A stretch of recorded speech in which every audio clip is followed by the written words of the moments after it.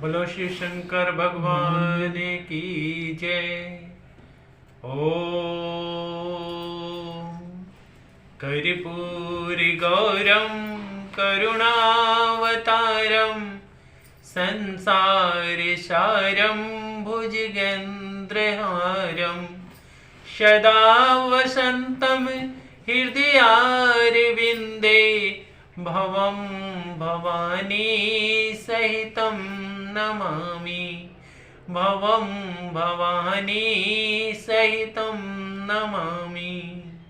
बोलो शिव शंकर भगवान की जय। मेरे प्यारे भक्तों, भगवान शिव जी की अपार महिमा का वर्णन आप नित्य प्रति कथा में सुन रहे हैं।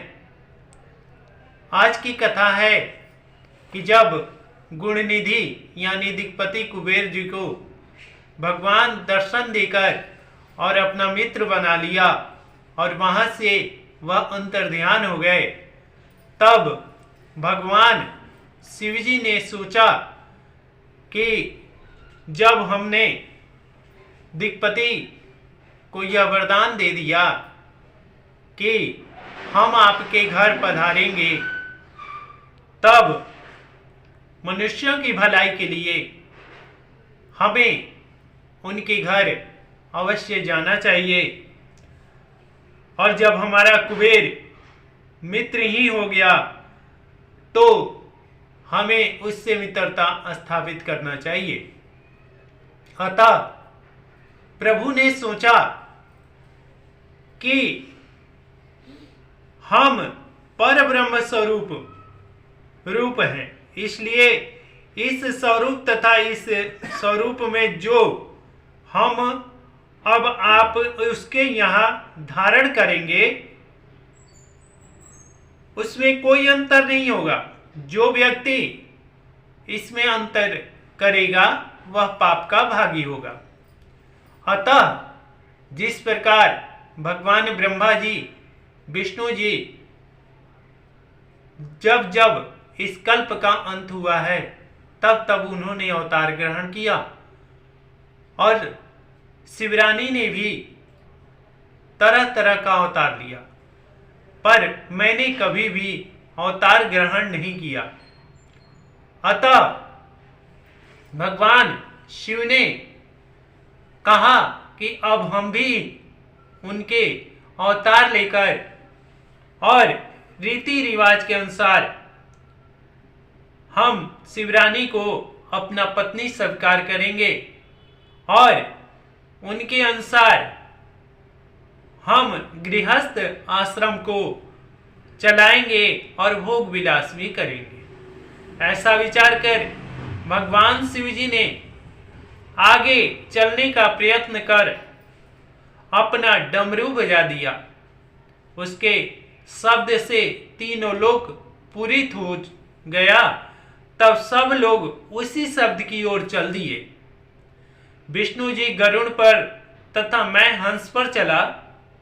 सौनकादिक मुनि, सिद्ध, देवता, वेद, धर्म, शास्त्र, पुराण, तुम, सत्य, मुनि तथा सर्पों के यूथुप उस शब्द को लक्ष्य करके चल दिए।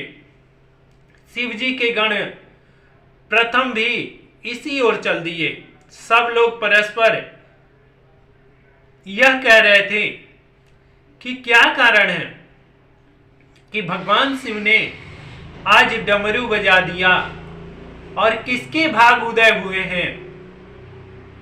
हम भी उनके चरणों के दर्शन प्राप्त करेंगे।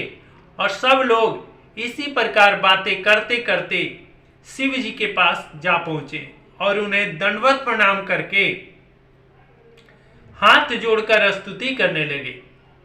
शिव जी ने अत्यंत प्रसन्न होकर विष्णु जी का हाथ पकड़कर अपनी बाईं ओर बैठा लिया और मुझे यानी ब्रह्मा जी को दाहिनी ओर बैठाया।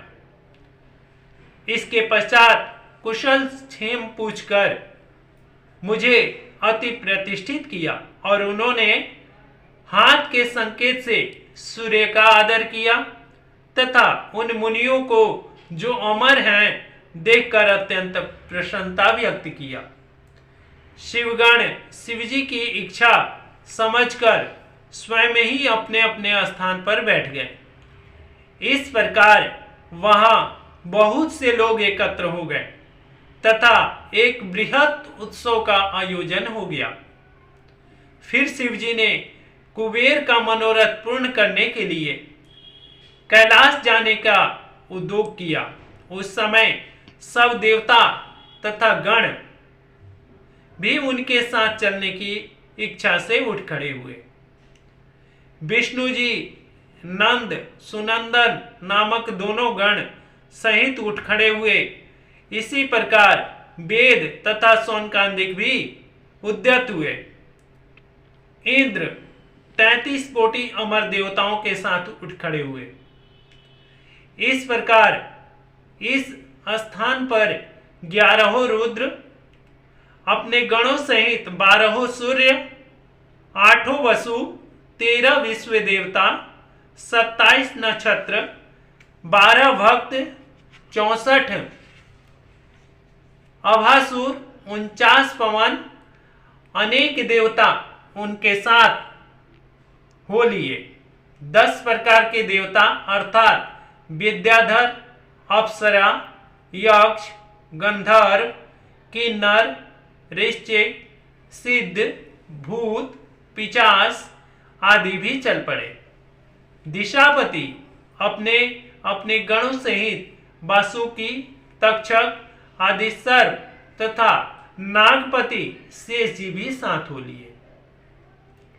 जगत जननी श्री गायत्री जी, गरुण, पर्वत, सातोदीप दोनों अत्यंत अर्थात दोनों सूर्य, उत्तरायण और अयन, दक्षिणायन तथा संपूर्ण ऋतु, काल, यम, यक्ष, समस्त सरिताएं तथा बड़े बड़े नद, बनवासी ये सब एक साथ उठ खड़े हुए तथा शिव जी के साथ चलने की तैयारी करने लगे। सभी बहुत ही खुश थे कि आज भगवान शिव ने कुबेर पर, जो भगवान के दिक्पति मित्र थे, उनके यहाँ चलने की हमें भी न्योता मिला है। भगवान शिव के साथ हम भी चलेंगे और उस महापुरुष का दर्शन करेंगे जो भगवान का मित्र बन गया। मेरे प्यारे मित्रों, भगवान शिव सबसे इस संसार में प्रेम करते हैं और सबका कल्याण करते हैं। जो भी भगवान की तरफ एक कदम बढ़ाता है, भगवान उससे 10 कदम बढ़कर आगे उठा लेते हैं। और इस संसार में एक प्रभु ही है जो सबको आदर देते हैं। इस तरह हे नारद, समस्त रुद्रगणों को चलने के लिए उद्यत देखकर भगवान शिव जी अत्यंत प्रसन्न हुए। उस समय चारों ओर जय जयकार की शब्द गूंज रहा था। तदुपरांत भगवान शिव जी अपने स्वरूप का प्रणाम एवं नमस्कार करके बैल पर सवार हो गए। उनके दाहिने तथा बाएं ओर मैं तथा विष्णु जी हंस एवं गरुड़ पर चढ़कर साथ साथ चल दिए।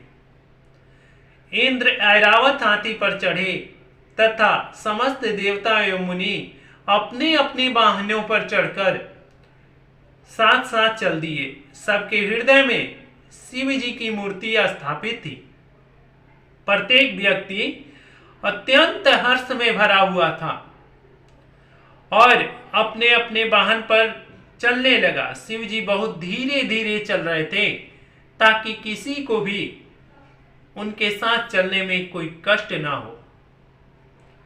जिस जिस देश में जाते थे वहां के राजा भगवान को बहुत सारा भेंट अर्पण करते थे और भगवान सहज स्वीकार भी कर लेते थे। इसी प्रकार चलते चलते शिव जी अलकापुरी के निकट जा पहुंचे। तब अलकापुरी के अधिपति शिवजी से विदा लेकर जीवनार की सामग्री का प्रबंध करने के लिए आगे चले गए। जीवनार, मेरे प्यारे भक्तों, जीवनार उस चीज को कहा जाता है जो हम खाने की सामग्री को अपने घर बनाते हैं। भोजन सामग्री की तैयारी करने के लिए दिक्पति जी, जो इतनी काफी संसार के समस्त देवता दिक्पाल जो आए हुए थे, उनकी तैयारी के लिए दिक्पति जी पहले ही अपने घर चल पड़े, ताकि भगवान शिव जी तथा उनके आए हुए सगे का सबका आदर सत्कार करें। और वे अपनी समस्त सेना सहित शिव जी की शुभ आगमन की ओर आगे बढ़ गए, उनके चरणों पर गिर पड़े और प्रेम में मग्न हो गए। फिर भेंट देकर उनका पूजन किया। वे प्रेमानंद में मग्न होकर सब कुछ भूल गए।